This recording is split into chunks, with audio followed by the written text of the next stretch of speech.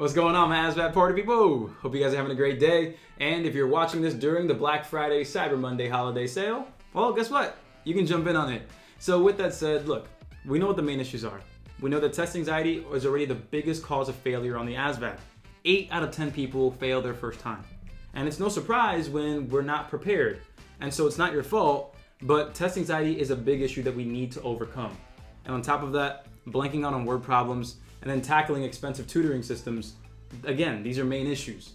So with that said, come join the ASVAB All Access program so you can raise your score and get the job you want.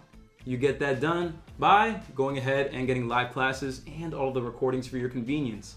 On top of that, you can build confidence with extra problems for the math, word knowledge, paragraph comprehension, and general science, plus practice tests with video solutions.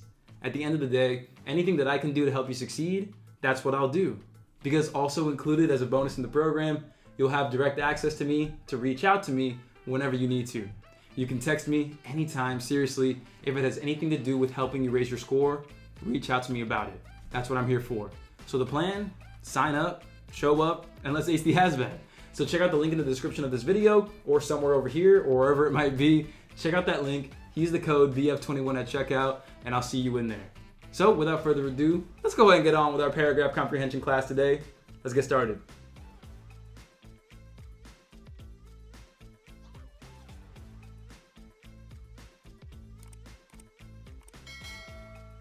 So the first half of class is going to be dedicated to inferencing factual, because again, they are the most common type of question. So every single class, you are going to see inferencing factual no matter what.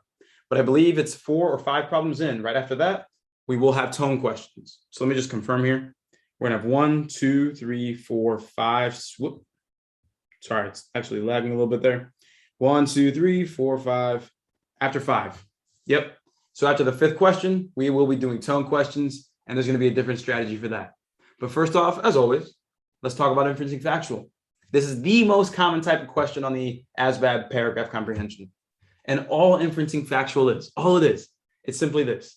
It's a question that has you basically find the answer that is supported by the passage. That's it. And again, the key phrase there though, pay attention here, supported by the passage. It is not about what you know to be true. It is not about what you remember from the History Channel last week. It is about what the passage is saying and what you can state as a fact based off of the passage. So I'm going to ask this question very, very bluntly. Anybody here ever try a paragraph comprehension question out, saw an answer choice that had a fact that they knew, and you were like, oh, that sounds good. You picked it, then you got it wrong? Hit me. Who was that? A lot of us. A lot of us. I've made that mistake before plenty of times until they actually realized, oh man, so these are what paragraph reasoning is all about. And today we call it paragraph comprehension. We did some literature or rhetorical reasoning, was it? Forgot the name of it exactly. We basically had to read passages up and down and do the exact same thing that we're doing now. And so, long story short, one more time, it's about what the passage is saying, not about what you personally know. Okay? Now, number 2, here are the different things that, the different ways that inferencing factual will present itself. One of them, hey, based on the passage, what can you infer? Or which of the following can be inferred based on the passage? That's typically what you're going to see in the most common sense. Another common way to see it, main idea. The main idea of the passage can best be described as blank, or what's the main idea of the passage? Another one, this is where the factual comes in. You might have questions that ask you, if we're talking about a question about, let's go ahead and say Sesame Street, because that was on the news. So it's a passage about Sesame Street, and then they ask you, Big Bird's favorite food is blank. So you'll read the passage and you'll find exactly where it talks about Big Bird and talks about the food he eats. I'm hoping it's sesame seeds. I don't know. But either way, that's the idea. Inferencing factual questions have you draw facts from the passage or inferences or conclusions from the passage. So yes or no? Are we good so far, everybody, before we start with the practice? Are we good so far? Yes. Perfect. And so, yeah, no, it is not Jeopardy. No, paragraph comprehension is not Jeopardy. The strategy is start with the question. Then you have the option of reading the passage itself or starting with the answer choices, there really is no right or wrong. There really is, oh, sorry, I asked you to unmute so you can keep yourself muted. But there really is no right or wrong way for inferencing factual, but you always must start with the question. Then it's up to you to go back and forth. And then besides that, I think I got all of those tips there. Everything else, I mean, there are some other tips that we will be going ahead and discussing right in, in the middle of practice. And so what I'm going to do before we get into the formatting of the test, I'm going to go ahead and call on Mohammed first and then iPhone after to answer any questions here. Go ahead. So when you talk about factual, it's talking about the author idea, because some questions is like, what's the author meant by that? Yeah, so what does the author mean? That can be taken as a quote question. So that's a different type. Oh, okay. If we have the time today, we will get to it because I think it is one of them listed toward the bottom.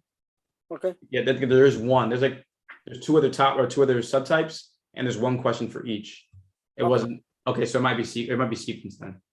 So regardless, though, if we do get to it, I'll show you, and I'll show you how to get to a recording where you can find videos of that. Either way. Thank you. No problem. And so go ahead, iPhone. Hey, Coach, this is Loretta. I was trying to change my name, but I don't know how. Oh, no so worries. You know it's me instead of iPhone.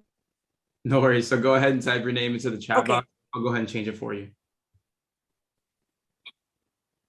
Okay. Yeah, no problem. I got you. And so with that said, my party people, answer me this. On the paragraph comprehension, how many total minutes, how much total time do you get for the test?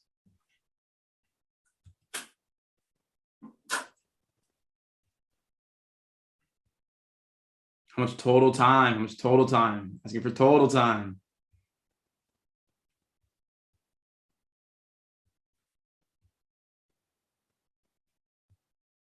Come on, guys. Come on. Which one's going to be? Come on. I should start running polls in these classes. I got to start setting up in Zoom. I got to do it before the classes actually start. And there you go. Loretta just changed your name and you're good now. All right. So let's go ahead and spit some facts real quick. For the paragraph comprehension section, everybody, you're going to get a total of 22 minutes. So a total of 22 minutes.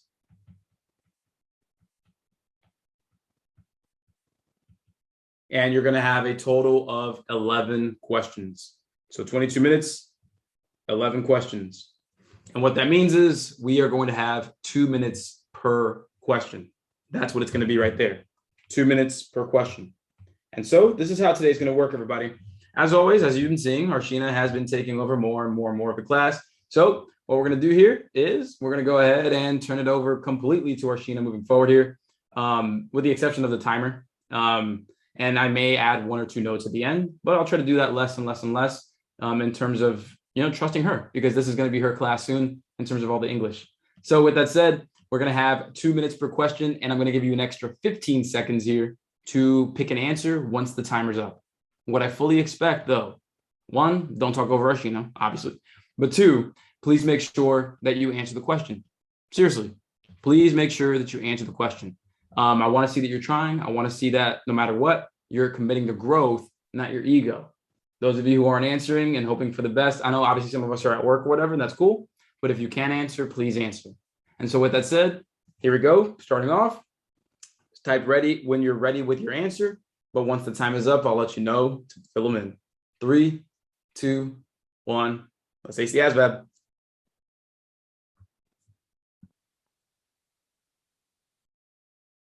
I'm here. All right, let's go. So first things first, we have an inferencing factual question. What is the first thing we're doing? What do we do? You can type it in. There you go. Read the question, and the question reads, which of the following can be implied? All right, so all we're doing is looking for what answer is supported. So let's read the passage. Sugar addiction can be a behavioral addiction. You might get used to eating sugar after meals or at certain times of the day. It can also be a chemical addiction. When you quit or interrupt your normal schedule, your body may show signs of distress or withdrawal. So let's just go ahead and go one by one through these answers to see which one is supported. So A, a chemical reaction to sugar addiction is to make it a part of your daily routine. What do you guys think? Do you think this is supported based on what we read in the passage? Or yes? I'm seeing a lot of no. Okay. Well, you're right. It is not supported, but go ahead, tell me why.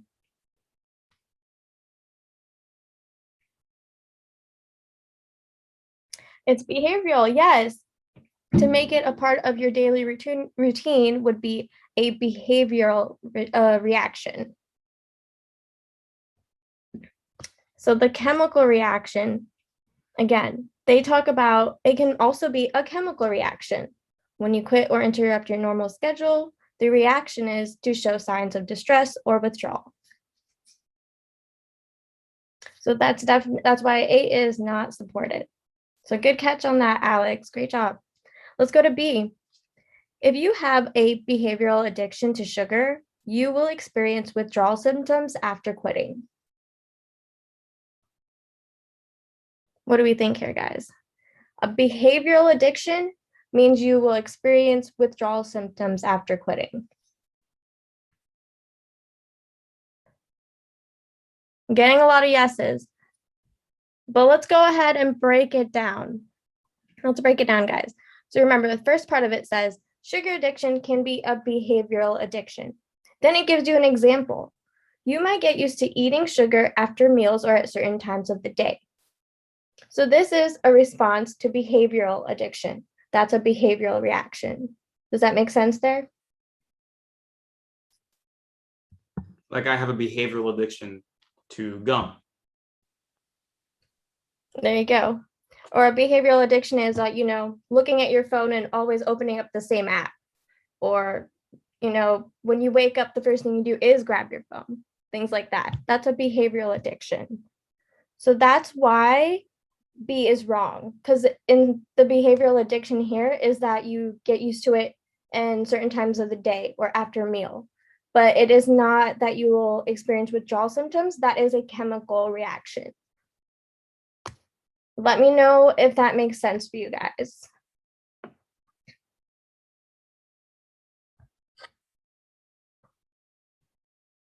Good. Good. Yay. All right. Now let's go to C. You can be both behavioral addicted and chemically addicted to sugar. What do we think here? Yes, this is the supported answer. So if you pick C, you are correct. And right here it says, it can also be a chemical addiction. So right there, it can be a behavioral addiction. It can also be a chemical addiction. Right there, you can be both. Does that make sense? For anyone that chose B. All right. And then just in case you pick D, let's go ahead and realize our mistake there. If you are behaviorally addicted to sugar, you cannot be chemically addicted to sugar. So this is the direct opposite of C. So when you have answers like that, you know that you have to pick either one or the other. So since we picked C already, D is incorrect. But let me know if you need more clarification on that. Crystal had a question here. Oh, I missed it. Isn't that the main idea of the passage? What, C? C is the main idea. Yes.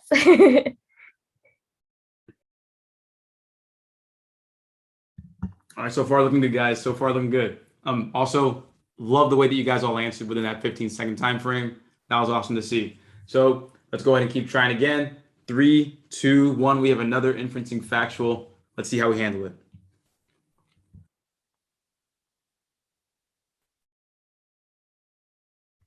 All right, let's do it. So first, as always, start with the question, what can be implied based on the passage? So let's go ahead. Let's go to the passage. In a cross-sectional survey conducted with 7,000 internet users in 2015, it was found that watching cat videos can give people a quick boost of happiness and energy. While the study focused on felines, dog lovers may get similar benefits from watching videos of their favorite pooches. So again, we're looking for what can be, or which answer is supported by the passage. So A, let's go ahead and start there. Studies show you don't actually need to own pets to reap the same emotional benefits. What do you guys think there? I see a hard no, no, and a few truths. So for those of you saying no, go ahead, explain. Why is this not supported?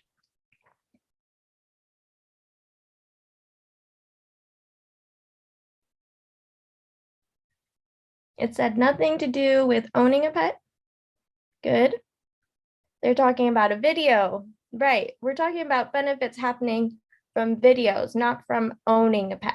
Exactly. So in that regard, it is incorrect. You shouldn't have picked A because it talked about owning a pet, and we don't have anything or any information on that in the passage. And again, we're looking for an answer that is implied based on the passage. All right, so let's go on to B. Studies have found that watching dog videos has the same emotional benefits as watching cat videos.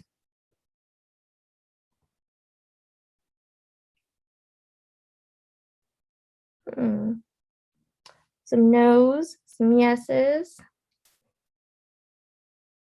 a maybe. All right, again, for those of you saying no, why is this not supported?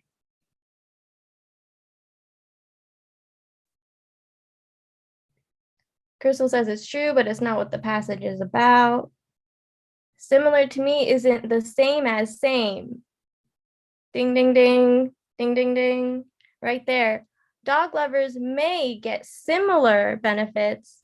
And then here it says, in the answer, it says, studies have found that watching dog videos has the same emotional benefits.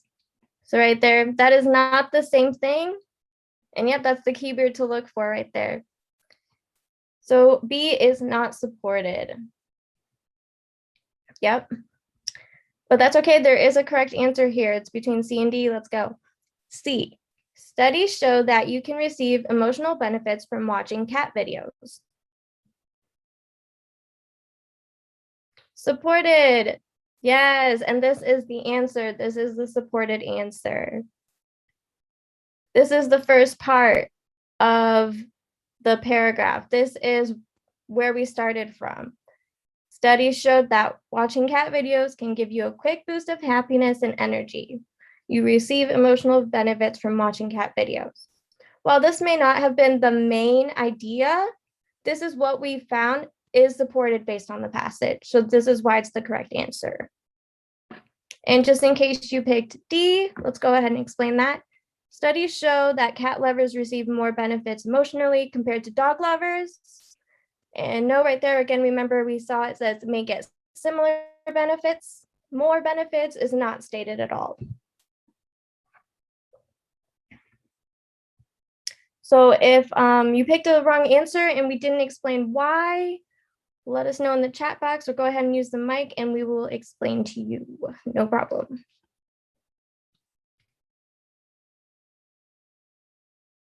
And the mic is available now.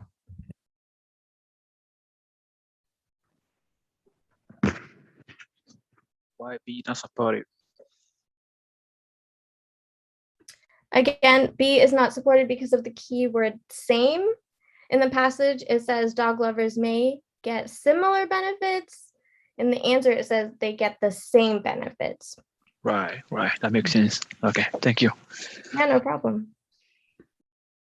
Yeah, it's kind of like saying, we can say that. Let me use an example here. I'll use Ronald. How you been, man? Welcome back in. So let me use Ronald as an example. We can say, hey, Ronald and I went to similar training camps. And then I'm avoiding saying boot camps. I'm not going to put myself as if I'm in the military. So we're saying training camps, right? So Ronald could have gone to Fort Hood. I could have gone to some training camp out way west. We went to similar, but that's not the same. You cannot make the jump from similar to same. So just wanted to reinforce that. But yeah, just wanted to say that there. If that makes a little more sense to anybody out there who picked B. And I think Muhammad has a question.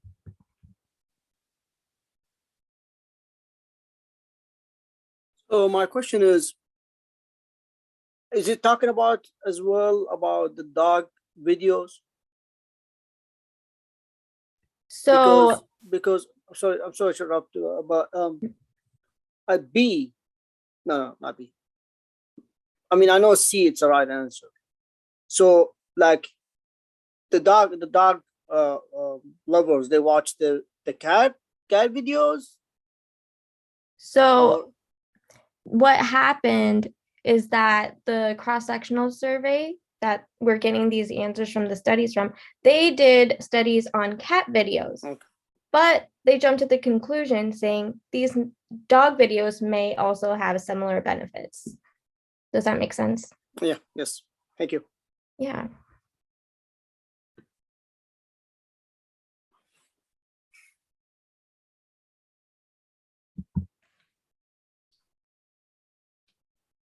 All right, cool. And so Arshina, I'm gonna let you start doing this now moving forward.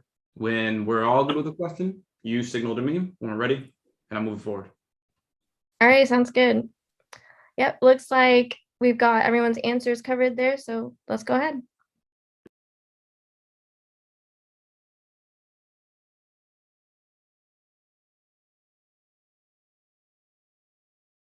But all right, starting with the question as always, what can be inferred from the passage?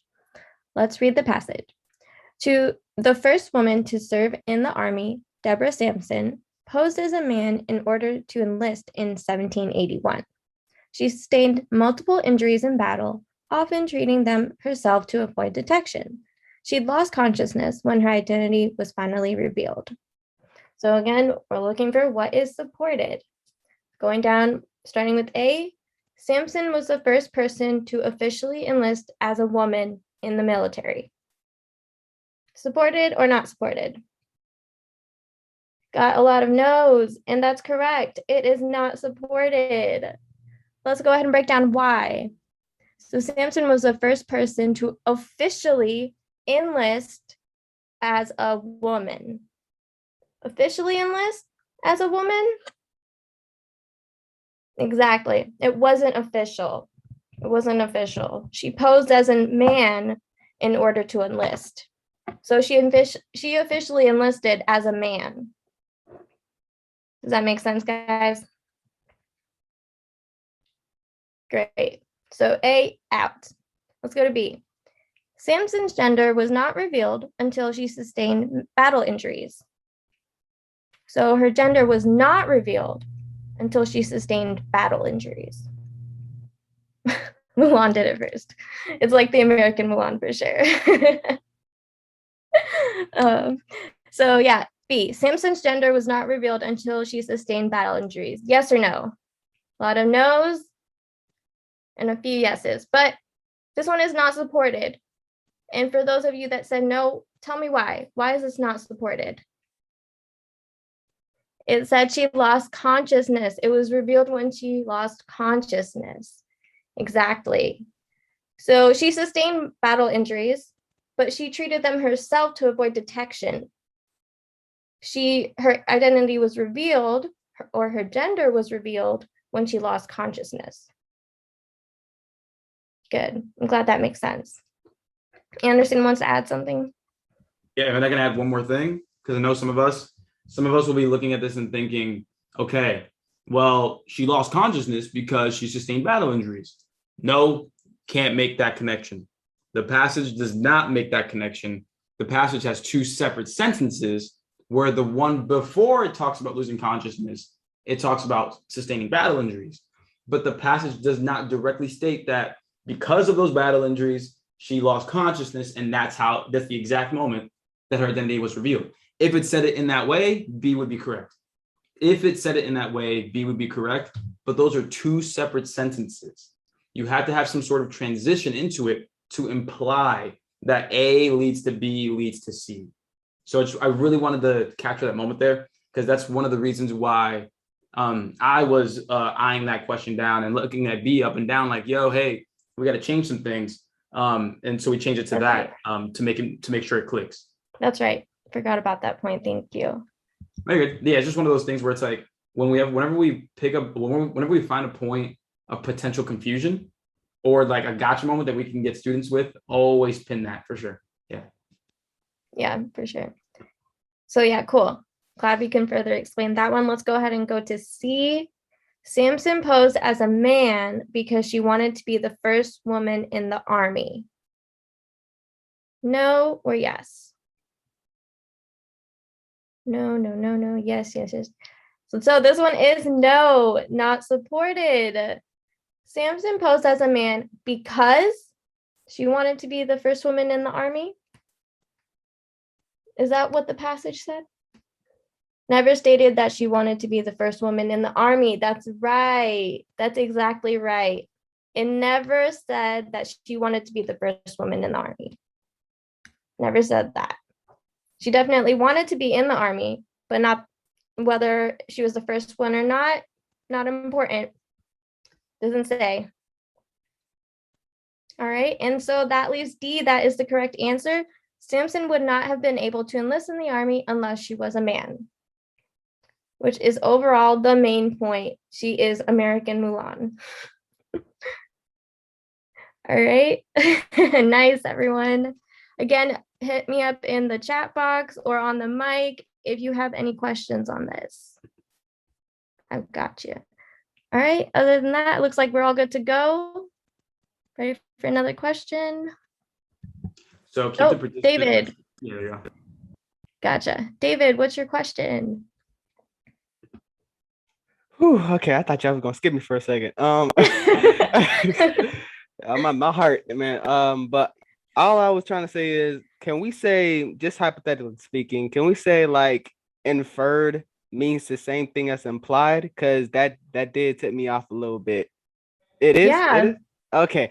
Whew. All right, bet. All right, I got it right. Yeah. Though. Okay. Appreciate you guys. Yeah, for sure. Anyone else? So basically, infer and imply are essentially two parallels of the same idea. So long story short, if you're inferring something, you're basically drawing the conclusion, or you're drawing like some sort of extended meaning from something.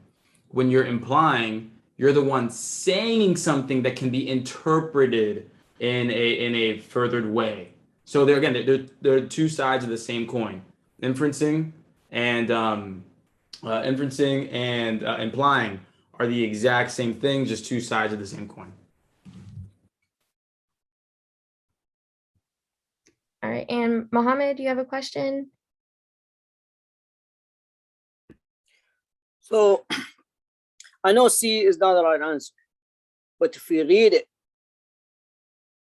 she is the first man. She is post a man, but if you look at it, she's the first woman in the army because she's a woman. So that's what tricked me and make me pick C. I know it's not. I mean, this is really tricky.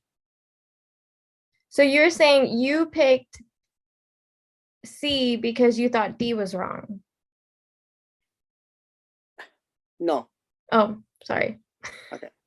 So again, if you read the passage again, she's a man. She started as a man, but she's still a woman. That's why I know it's paragraph. If you look at it, she's the first woman, but nobody knows she was the first woman. But she's the first woman served in the army. So that's why I picked C.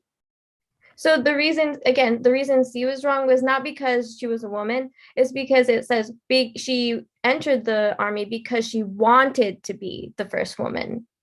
We have no proof from the passage saying that Deborah Sampson wanted to be the first woman in the army. Does that make sense? I mean, why she joined? Because she wants to be a first woman. Anyway. Maybe she just wanted this. Maybe her intention was just to serve, and it just so happened to be that she was the first woman. Right. We don't know that.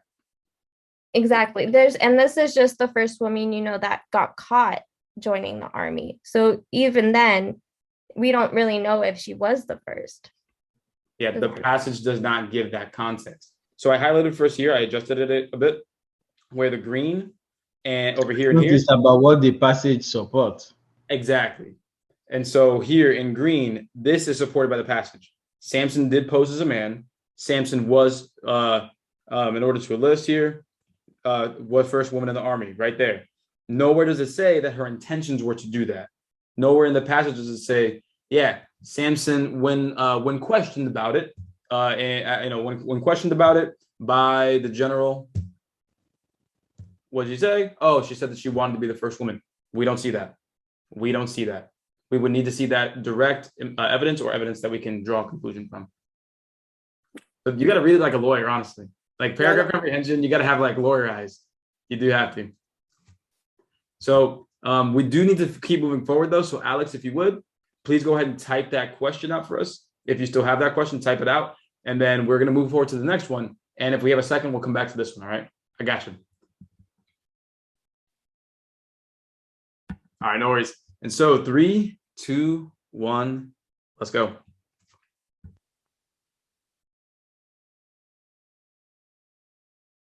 Let's do it. What can be inferred based on the passage? So let's read the passage. Maslow's hierarchy of needs identifies love and belonging as key psychological human needs. Experiences in new or out of routine places with loved ones helps enhance your connection with them while intensifying feelings of love, belonging, and fulfillment. So again, we're looking for what is supported. A, traveling with loved ones helps meet your needs for love and belonging. Who thinks A is supported? We have a lot of no's. And then we have a few yeses. All right, so if you said this sentence is supported, you are correct. A is supported. And here's why. Reading the second sentence. Experiences in new or out of routine places. So write that right there. What is another word for that? Experiences in new or out of routine places. If we had to put one word to that, what would that be? Explore, good, getting closer. Traveling, thank you. That is traveling. Traveling with loved ones helps meet your need for love and belonging. So experiences in new or out of routine places, traveling with loved ones helps enhance your connection with them while intensifying feelings of love, belonging, and fulfillment. Give me 1 second. I don't want to meet you real quick. I just went on. There you go. Keep going. Yeah, no worries. So that right there, this is why A is supported. But just in case you guys picked B, C, or D, we're going to go through and explain why those are incorrect. Right? So B, love and belonging is the most important psychological human need. So if you picked B, can you go ahead and tell me where in the passage is that supported? Is the most important psychological human need? Oh, I see. So if you saw the word key, so again, Maslow's hierarchy of needs identifies love and belonging as key psychological human needs. They are key needs. The most important, not said. Let me know if that clarifies it for you. Good. Yeah, again, yeah, key does mean important, but it's not saying it's the most important. Exactly. So love and belonging is the most important, does not say that in the passage. They are key needs, meaning there are more than one important need. There is more than one important need. Anderson says there's 6. He has background on this. All right. So yeah, that's why B is not supported. And in case you picked C, let's go to that one. Having shelter and food are also key parts of Maslow's hierarchy of needs. Is this supported? Can we infer this based on the passage? It is not supported. So whether or not this is true, is it true, Anderson? One more time. Sorry. Is it true having shelter and food is that key parts of the hierarchy? Yes. Oh, okay. So whether or not, or even though that is a true statement, it doesn't say anything about it in the passage.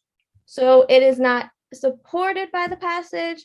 It does not answer our question that it is inferred by the passage. Yeah, remember, gang, it is not about what you know. It is about what the passage supports. It is not about what you know. It's about what the passage supports. Go ahead. All right. And then D, new experiences are necessary to fulfill a key need of Maslow's hierarchy. So new experiences are necessary. Please let me know if you pick D, where in the passage it also says this, or where we can infer this, that new experiences are necessary. Does it say that in there? Yeah, it's saying experiences in new or out of routine places can help enhance, can help satisfy the feelings of love and belonging, but it is not necessary to fulfill a key need. And I misspoke. It's actually 5. There's 5 hierarchy. Okay. So it goes a little bit like this from bottom to top.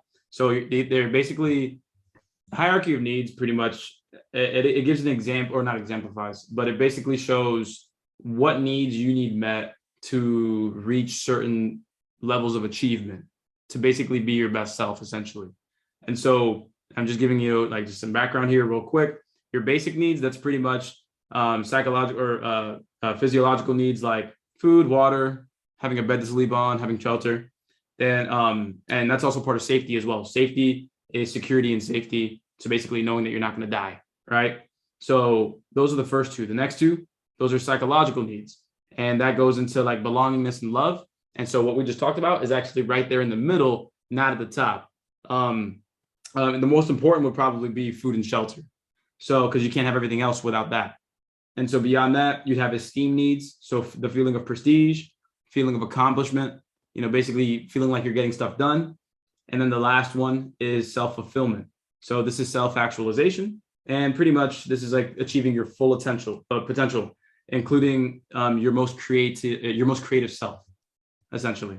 So it's a hierarchy of needs where you can't hit the next level without securing the bottom one. So if you're not feeding yourself right and making sure that you're in a safe place, it's a lot harder to achieve more. So that's what the hierarchy of needs is all about. And so you should definitely look it up, because understanding the psychology of human behavior does help a lot in terms of understanding what actions you need to take to put yourself in a better position to succeed. So that's enough about that from my mouth. Go ahead. Yes, thank you for the spark notes on that. So yeah, D is not supported. Again, if you pick that answer, let me know if I clarified why that is not the correct answer. And we can move on to the next question. All right, and let's go.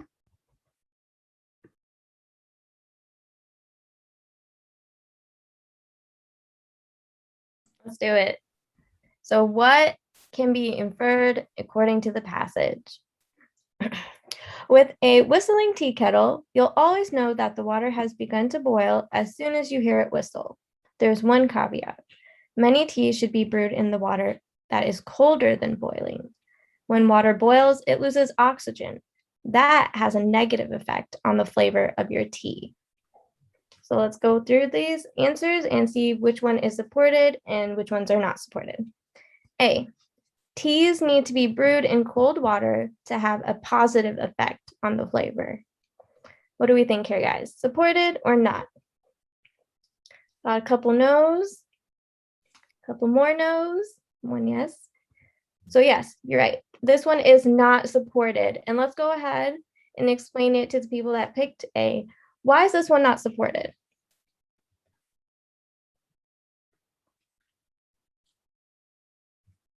Tea needs to be brewed in cold water to have a positive effect on the flavor. So yeah, Kayla's right. It doesn't say the water has to be cold.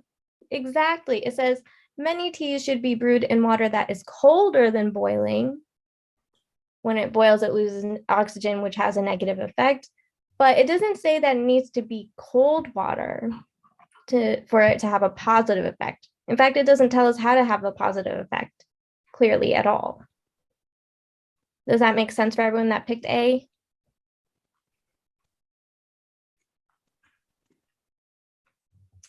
Let me know if it doesn't make sense. If not, we're going to go on to B. All right. B, when preparing water for tea, it is best not to let the water reach boiling point. Yes or no?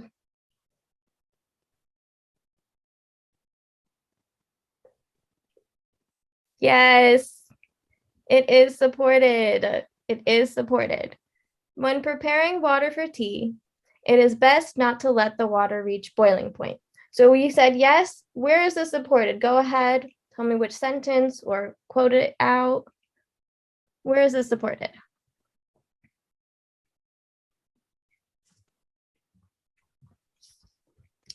It is best not to let the water reach boiling point. So it says, when water boils, it loses oxygen. That has a negative effect on the flavor of your tea. Exactly, exactly. So right there, it's telling you that it's not good to let the water reach boiling point because that's what gives it the negative effect. So we can correctly assume or infer when preparing water for tea, it is best not to let the water reach boiling point. Exactly. That's right, Kayla. Good job. Good. In case you picked C and D and B doesn't make sense, let's go through that. C, the caveat of a whistling tea kettle is that you'll have to hear it whistling until you remove it from the burner. Is that what it's saying there? It says there's one caveat. Many teas should be brewed in water that is colder than boiling. Yeah, not supported at all. It doesn't say that there's anything bad about having to hear it whistle. It's saying the bad part is that the water's reaching boiling point. Not hearing the whistling tea kettle. Good.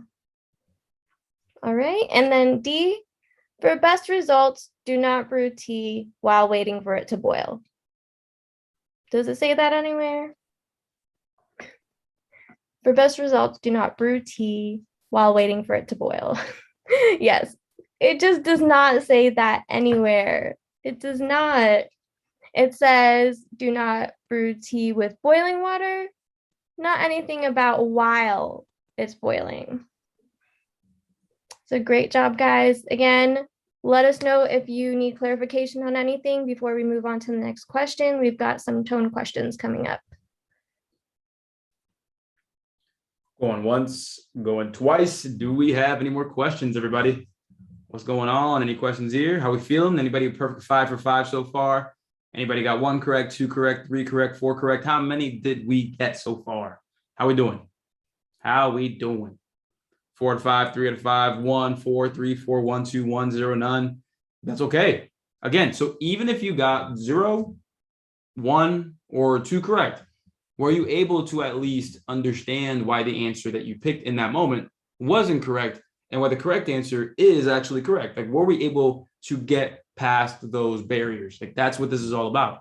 We can't expect you to be perfect, but we can do our best to teach you for a more perfect moment. That's really what we're going for. And so I believe that Nancy was asking why B was correct and not why others were incorrect. Let me just double check here. Nancy, just looking back for your comment. Okay, so yeah, Nancy, I got you. So Janaya, I can't make the screen any bigger than I have it now. Maybe one thing we can try is remove the top part of the screen to add more text. But if you're using your phone, the best thing that I would recommend in using your phone is go ahead and turn your phone sideways. Go ahead and turn it landscape mode, because you will be able to see much, much more of the screen that way. So if you are using your phone or iPad, please make sure turn it to landscape mode. So I believe Nancy was asking about that. So Nancy, over here. So again, explaining why B is correct, right over here. Many teas should be brewed in water that is colder than boiling. So basically, don't let it boil. And also, they're basically saying, hey, look, when you boil water, it loses oxygen. And that has a bad effect on your tea. So to not have a bad thing happen to your tea, you shouldn't boil it. So don't boil it for good, right there. It's best to not let the water reach boiling point. That's why B is correct. So just want to reemphasize it. Pretty much said verbatim what Arshina said there, but obviously hearing it a different way might help out. Who knows? Yeah, no worries. So with that said, here's what we got. Here's what we got, my party people. I love T2. So with that said, my party people, we're going to go ahead and get into tone questions as promised from the class 2 weeks ago. So in today's class, again, tone is really another big one. The biggest one is always going to be inferencing factual. Always, always, always.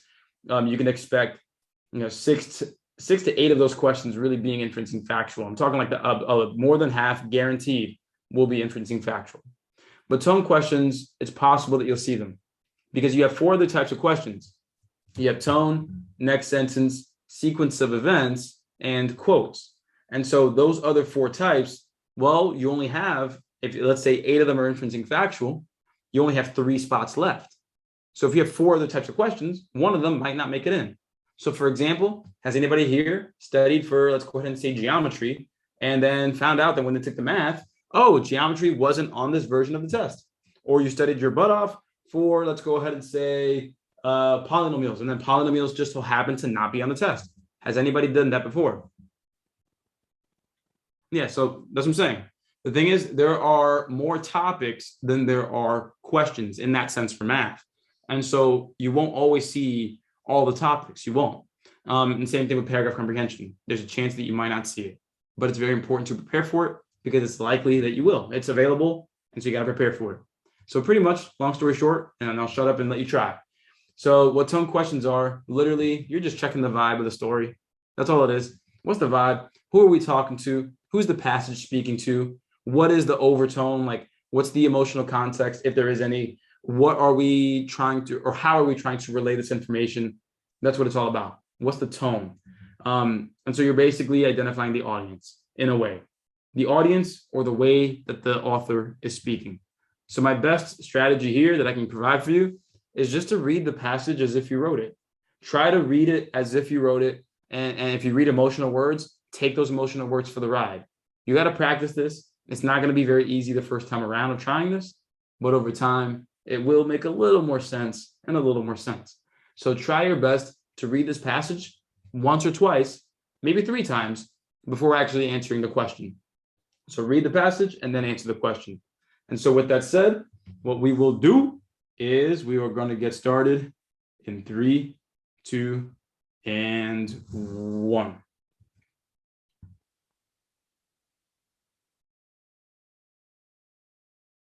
All right. What is the tone of the passage? So let's read it. Maybe it's because moms, in a sense, live on borrowed time. Show us a mom who hasn't answered emails, folded laundry, made dinner, and rearranged her spice rack during her baby's hour-long nap. But it's been proven that women become more productive once they give birth. From Nicole Fabian Weber, in an article called 10 Ways Motherhood Makes You Extraordinary According to Science. So let's go ahead and read it again because that's our strategy. We're going to read it a couple times just to get the tone of it. Maybe it's because moms, in a sense, live on borrowed time. Show us a mom who hasn't answered emails, folded laundry, made dinner, and rearranged her spice rack during her baby's hour-long nap. But it's been proven that women become more productive once they give birth. So without looking at the answers, what kind of mood do you guys feel like this is? Admiration. Good. It should be your connection. Oh, I see. So yeah, what kind of mood? Positive, telling you something. Strong. Good, good. What did you guys feel after reading it? Did you want to keep reading? What did you think? Positive information. All right. Yeah, so it's positive, it's telling you something, kind of pulling, you want to keep reading, kind of pulling you in. So going through the answers, we've got compelling, humble, frustrated, or imploring. So we went ahead and read this twice already. Are there any of these answers we can go ahead and say, no, that's wrong. It is not this for sure. Exactly. C is not frustrating. We did not get a frustrated tone at all. I'm also getting people saying, someone saying be humble. Not so much either. She's we don't know that she's a mother talking about herself, but she's honoring other moms, you know, not in a humble way. Good. And then another one that it's not is D. Exactly. It's not D. It's not imploring. And again, what does imploring mean, guys? Just to clarify for those of us that don't know what that means. Another word for imploring is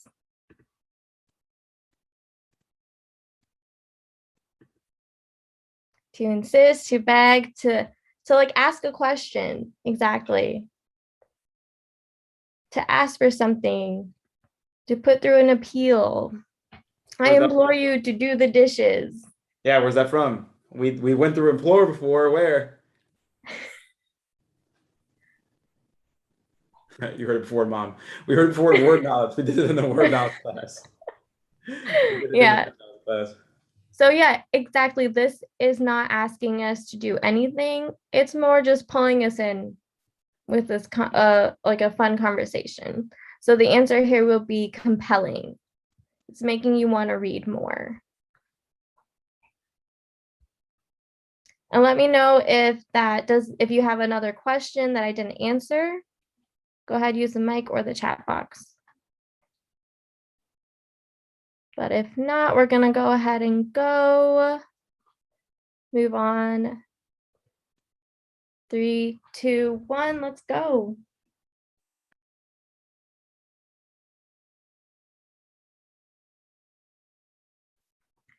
So the passage can best be defined by which of the following tones? So best be defined. Let's go ahead and read the passage. One of the primary lessons from Clorox disinfecting wipes is always begin with the consumer. What are their needs and what is the best solution for the job to be done? If we had just focused on the cleaning spray category, we would have never contemplated a wipe, said by Denise Garner, the Chief Innovation Officer of Clorox. So again, just to get the mood, the style, the tone, let's go ahead and read it. One of the primary lessons from Clorox disinfecting wipes is always begin with the consumer. What are their needs and what is the best solution for the job to be done? If we had just focused on the cleaning spray category, we would have never contemplated a wipe. So again, in your own words, just from reading it without looking at the answers, what word, what mood, what style comes to mind for you?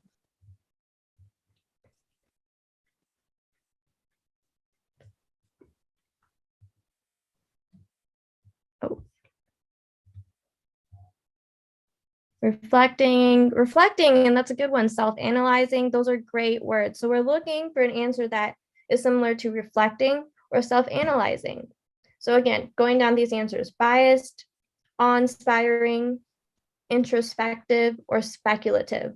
Which of these answers best represents reflecting or self-analyzing? There you go. It is C. This is an introspective tone. Introspective tone. And I saw that there was a question earlier saying, what do you do if you don't know what these answers are? How do you even get to an answer? So we'll just go ahead and start with the answers that we do know. So biased. Do we know what biased means? In your own words, what does biased mean? Two-sided. Let's see. One-sided, that it is. That's what it is. It's one-sided. It's coming from one perspective. So biased. Is this what Denise Garner was doing? She was having a biased conversation with someone here? A one-sided conversation? No. So we can eliminate bias. So if you don't know what these words mean, start with the ones you know and see if you can eliminate it or if it makes sense. Does that make sense for you guys that have questions about not knowing where to go if you don't know what the answers mean? Okay. So yeah, let's go ahead and we'll go through these answers one by one so we can make sure we all know what these words mean. So our tone questions like reverse word knowledge questions, take the word and make a question from it. Yeah, I guess in a sense, but it's mostly tone questions. You're not answering what the meaning is, you're answering what the mood is. If that makes more sense. What if you end up with two that you know and you already deleted the ones you don't know? It comes down to just being a guessing game at that point. If you're not sure about what words mean or the definitions, kind of like word knowledge, you can only do so much with what you get and what you know already. But we're going to go through these answers just to clarify them for everybody. So yeah, biased means one-sided. It is not biased. Awe-inspiring. Someone give me a common, normal, everyday word that also means awe-inspiring.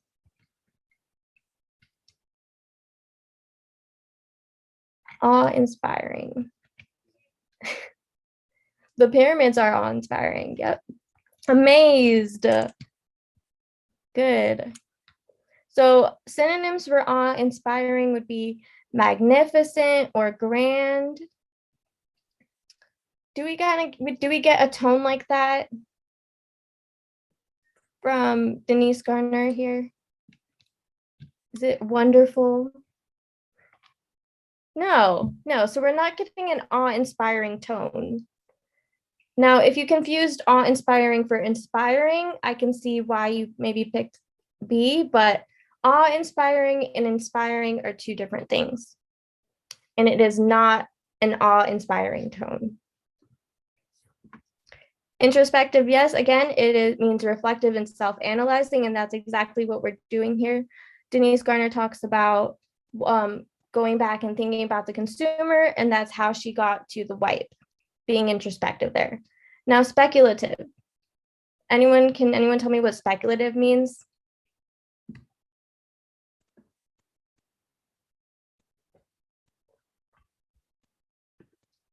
Speculative. To speculate, go see, idea, be aware. So does anyone know what speculate means?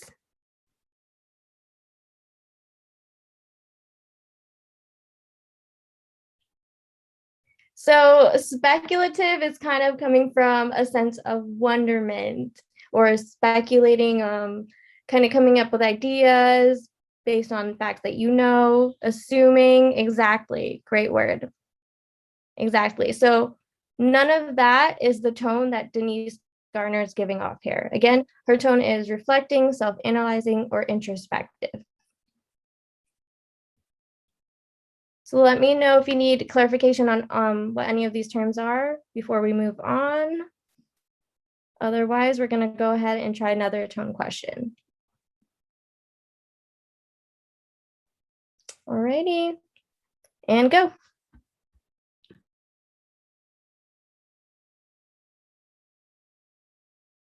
All right, thanks. So what is the tone of this passage? Let's go ahead and read.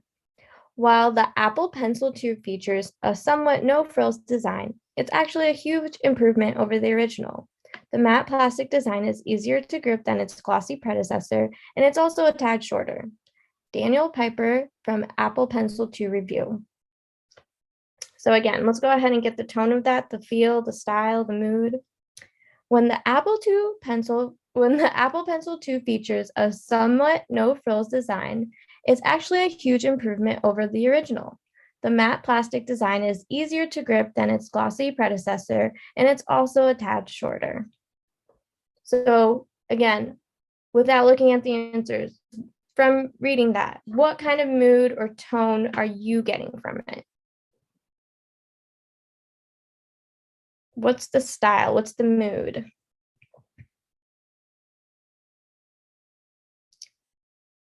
Edgar says they want you to buy the new one. He doesn't like the Apple Pencil 2. Advertisement, informative. What's he doing? Is he just talking about the Apple Pencil 2? He's comparing. Yeah, he is comparing it. And he's being judgmental. Exactly. So he's kind of being comparing and being judgmental. So let's keep that in mind, being a little bit judgmental here. And it is a review of something. So we have the context of where this is coming from and who it's for. It is a review of something. So also keeping that in mind, he's being judgmental and he's doing a review. So looking at our answers, is it biased, critical, hypocritical, or persuasive? Biased, critical, hypocritical, or persuasive? Judgmental. What do you think? That's right, guys. So if you picked B, it is critical. It is a critique. It's a review. That makes sense? So here he is comparing the Apple Pencil 2 to the older one, but he's looking at it from he's trying to look at it from a unbiased perspective. So he's saying it's somewhat no frills design. It's a huge improvement over the original. So he's made a decision that is a huge improvement, but he's telling you his reasons why with a critique. He's being critical. Let me know if that makes sense, guys. Can you look? Yeah, so checking out D. So Stefan asks, isn't it persuasive? So while you may be thinking of this in the sense of, hey, look, it's a review, aren't reviews supposed to help the customer make a purchase? Yeah, in a sense. But the thing is, the review itself is basically the customer's honest look at what they experienced. And what you can see throughout the passage or the quote here that we have is that this guy's basically, again, judging it exactly how Rashina said it. We are being critical. We are critiquing what's going on. While it features a somewhat no frills design, it's actually a huge improvement. So it's basically saying, look, although the design looks like a little bland, it's actually a great improvement. It's easier to grip and it's also a tad shorter. So here, again, we're presenting a state of objective observations. It's kind of like saying, hey, look, this is what I noticed. This is how it's easier to use here. It's not as easy to use here. And so, no, not D. And now in terms of C, if you're saying hypocritical, so hypocritical means basically going against a stance that you've taken. Now, this person is not taking a stance against a previous stance taken. So what hypocritical would mean, oh man, yo, soda, so bad for you. You should never drink it. Soda sucks. You're probably the worst person in the world if you drink soda. 5 seconds later, Coca-Cola. That's being hypocritical. That's being hypocritical. And so, yeah, that's not what's happening here. We don't see Daniel Piper in this sense, the author of this review. We don't see Daniel Piper go against what he said. So just want to make sure I can clarify that for you, Stefan. Hey, whatever examples I can use to make y'all get it, hey, I got y'all, man. Comedy's usually the best teacher. So any other questions there? Me. Oh, what's up, Kayla? How we doing? Hi. So for this, I mean, it almost looked like none of the answers almost made sense in their own way. But critical, like when you guys chose critical, it really confused me because when I think of critical, I'm thinking of, negative, right? So but in this sense, it's like critical as in you're critiquing it, whether it's positive or negative. So he's making, he's just basically critiquing it on, the features that it has. Exactly. Basically. Yeah, because I see where you're coming from with that, because critical in one sense, you may be thinking of critical as in like an emergency point in a situation. Yeah, that's one way of thinking of critical. We're thinking of the other sense of critical here. And when we're being critical, we are being essentially analyzing in a way that you're exploring the details heavily. Now, we can take that as a negative or a positive, because typically when we hear someone being critical of someone else, we do hear that in a negative fashion. We absolutely do, typically. But it is reserved for both emotional senses here. Critical in the sense would again mean just being analytical in that sense. Let me know if that makes sense, Kayla. Yeah, got it. Thank you. What's the last word mean? Persuasive? Persuasive means you're trying to convince someone of something. You're trying to convince someone to do something. So for example, hey, everybody type in hashtag ASVAB. Show me that you're here. Boom, persuasive. I'm trying to persuade you to type into the chat box.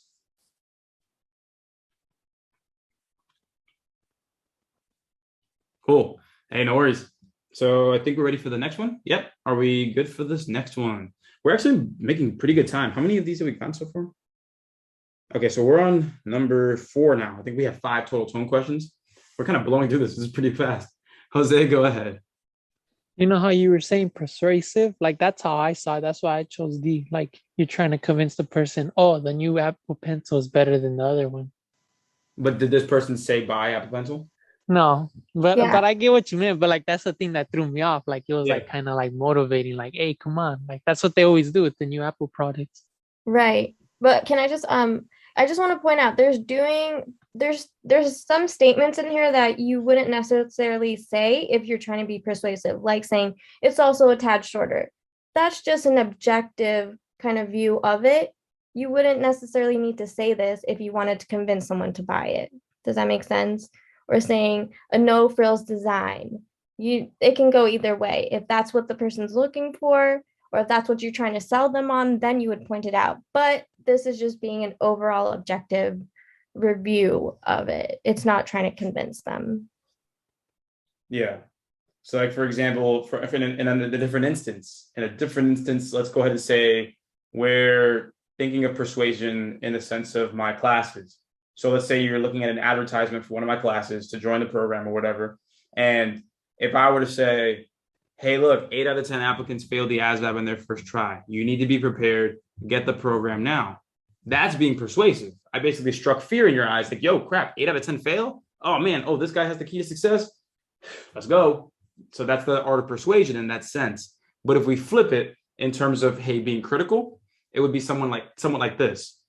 Okay, so, hey, look, although Coach Anderson jokes around a lot and sometimes talks for way longer than I can bear, he is a pretty good teacher. And sometimes he starts class like 2 minutes before 6 o'clock, but he still teaches a great class. So notice how in that I was being critical. You were given different angles. You weren't exactly trying to go ahead and sell in that sense. You were just giving an honest kind of look as to what you experienced. So Jose, let me know if that makes a little more sense in terms of the difference between persuasion and being critical. Yeah, you just gotta watch out for it. This one was a good one though. Yeah, I really enjoyed this one too. And again, go ahead. Oh, I just want to clarify, like, so there are multiple definitions of critical. Like we said, the first definition being like disapproving or critical in a negative way, but there's also the critical of critique. So let's keep that in mind. Like some of these words might have multiple definitions or multiple meanings. All right, and with that, I think we have our final tone question that is here. So I think we have one more tone, but then we have 2 more other topics here. So we should have enough for till the end of class. But that does give me, we need to take the note down that if we do tone questions, we need to have at least 10 questions for those classes because we do go through tone pretty fast. All right, so 3, 2, 1, let's go. Keep it up, gang.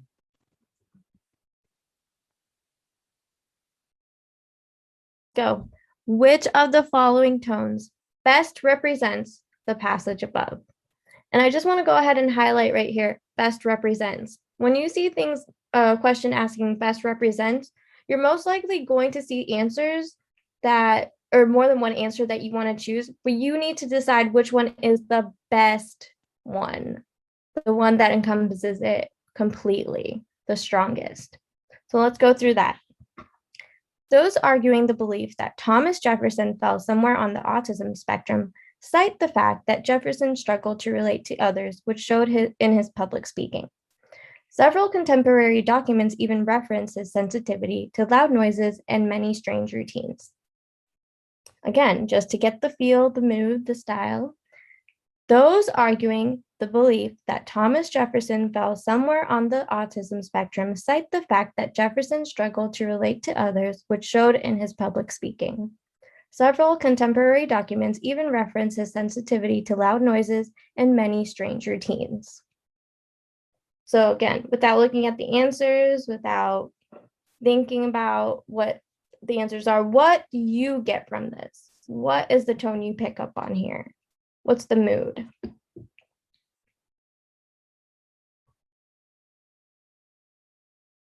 And if you don't feel like there is a mood, Go ahead and say that. So we have informative, and Alex thinks he doesn't agree with the beliefs. Okay, what else? Explained. Yeah, informative. And that's exactly right, guys. If you feel like you read this and you didn't really sense a mood, it's most likely because it's formal or it's informative. And that's exactly right. B is the tone here. It is super formal. It is definitely informative. And the reason why, let's go through these. Judgmental. The reason why it's not judgmental, go ahead, someone explain. Why didn't we pick judgmental? What does judgmental mean? They weren't judging him, exactly right. No one is judging him here. We're just stating facts. We're stating facts on why someone, or those arguing that Thomas Jefferson fell on the autism spectrum, they're just stating facts why someone might think that. But there's no judging happening here. That's why it's not judgmental. It's not convincing. So go ahead. If we didn't pick convincing, why did we not pick convincing? Why is convincing not the answer?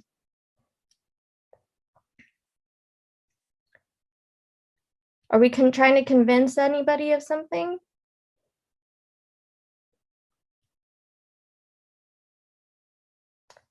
No one's trying to convince, but I do see someone saying yes. They're not trying to convince that he has problems. Yeah, they're not trying to convince that he has problems. They're stating reasons why someone that thinks he would be on the autism spectrum, why they might think that. But they're not trying to convince you that he is on the autism spectrum. Exactly. So that's why it's not convincing. And destructive. What is destructive about this? Why would we pick destructive? Yeah, there's nothing too destructive here. There's nothing just being destroyed here. Exactly. So that's why, yeah, this is a formal tone. But let us know if you need clarification or if you picked an answer and we didn't clarify why that's not the right answer. That's right. Yep. Saying several contemporary documents is kind of factual. Yeah.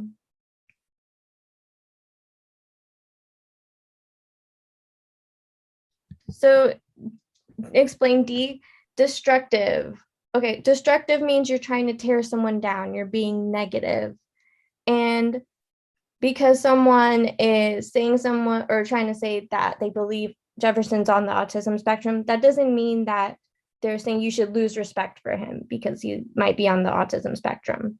Does that make sense? It's not being destructive at all.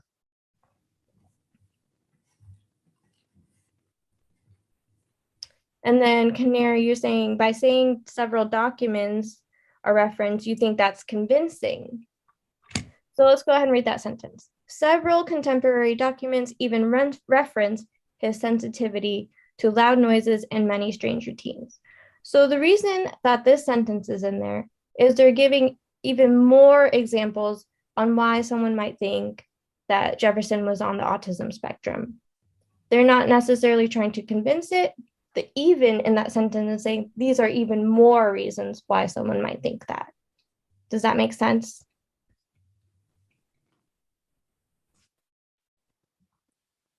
Okay, cool.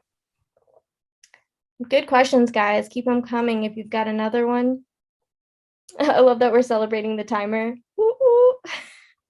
Yeah, that's right. Your boy had a little big brain moment. Finally figured it out. Just had to do some file navigation to figure out some little things here to connect some dots. But I was actually putting myself on a timer every time you guys were doing a question. I was sitting here like, all right, I got 2 more minutes. And I was trying to figure it out every single time. So we got it done now. So the timer is actually going to be used now moving forward. Thank you guys for pushing me to do better. So with that, I saw that we have no questions about this one here. So with that said, that's been the freaking, okay. There we go. It's been the mic the whole time. It was just slightly sticking out. All right. So with that said, everybody, let's go ahead. If you didn't know this about me, I thrive off of stress. So that's why, I kind of like pressure situations. All right, so here we go. Last one for tone, I believe it is. And then 2 more for tone. Oh, yeah, we got 2 more for tone. Okay, cool. So it looks like we're going to cap the class off with tone. So 3, 2, 1. Let's go and hope that this works. Jesus help me. Let's go.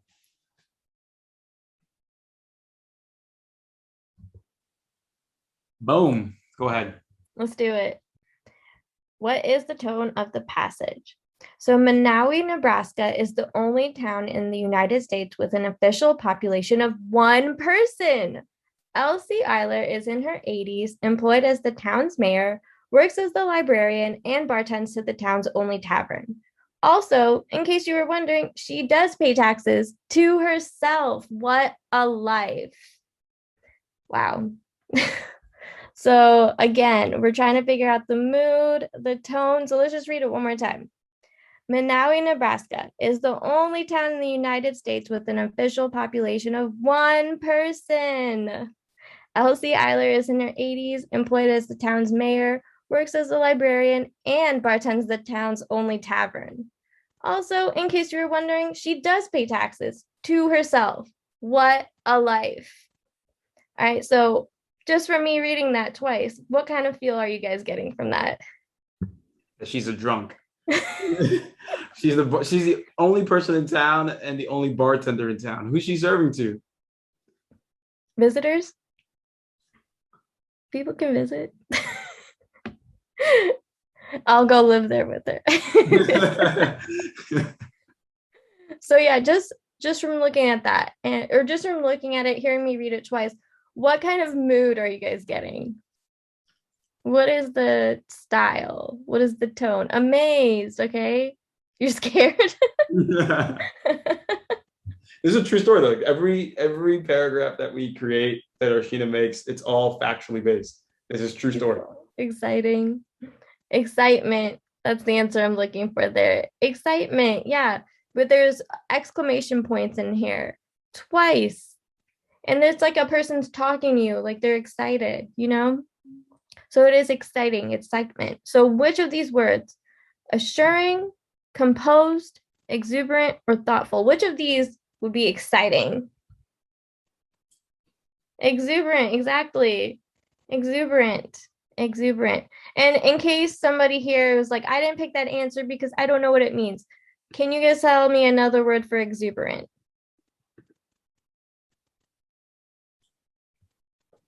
It's on the screen in red. Exciting, yeah. Exciting, exactly. Exactly. Exactly, full of energy. There you go. So just to make sure we know that assuring, composed, and thoughtful aren't the right answer, what does assuring mean? What's another word for assuring?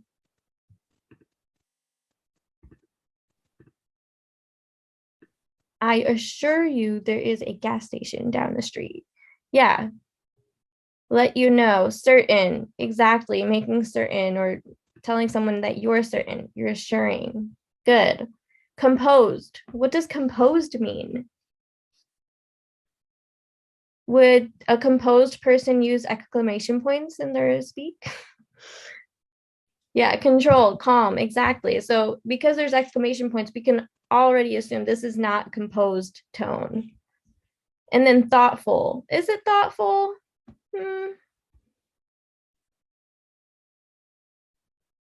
No, yeah. There's not too much thought going into it. It's just a lot of stating facts in an exciting manner. So let me know if you guys need clarification on any of these words before we move on. Hey, Mohammed, what's your question?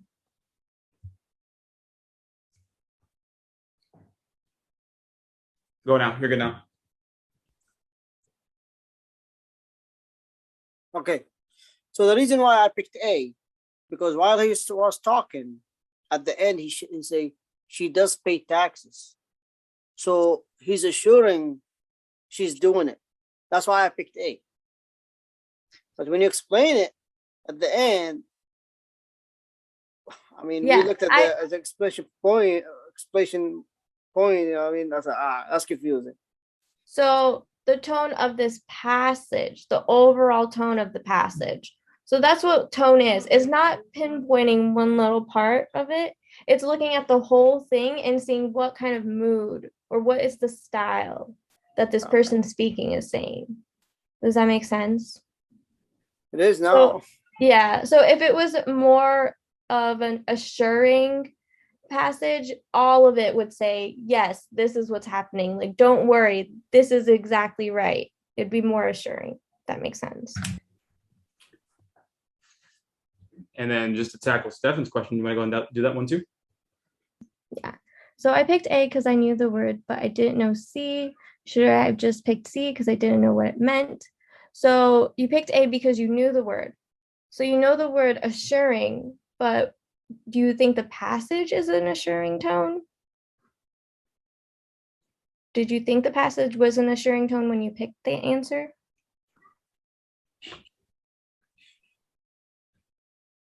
Kinda.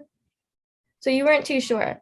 So with words that you do know, you can definitely make sure that, you know, it isn't that or it is that. But with words you don't know, you'll have to put your best foot forward and use process of elimination. Try and make sure the other answers are 100% airtight. So that way, when you guess with the last one, it's based on an informed guess. Does that make sense? And that's it right there. Exactly how I would have said it. Again, process of elimination. You can't just pick an answer because it feels comfortable. They're banking on that. The people that make this test bank on your anxiety to tell you to stick with familiarity, because it's very easy to pick what you know, right? Like that's what we're here to do. We're here to exit that comfort zone, to learn what we don't know. But the test is sitting here trying to convince us to pick whatever it is that we can hold on to. And that's how they separate those who are qualified and those who are not qualified. So that's why, one, expand your vocabulary slowly but surely will give you a better shot as well. But on top of that, it's not just about recognizing the word. It's about asking if it fits. If it fits, then yes, pick it. But if you recognize it, but it doesn't fit, then don't pick it. Don't pick it. It's that simple. Give yourself that better shot by thinking objectively, not by what feels right. Cool. Sounds good, Stefan. And then Luigi picked D because all this kind of life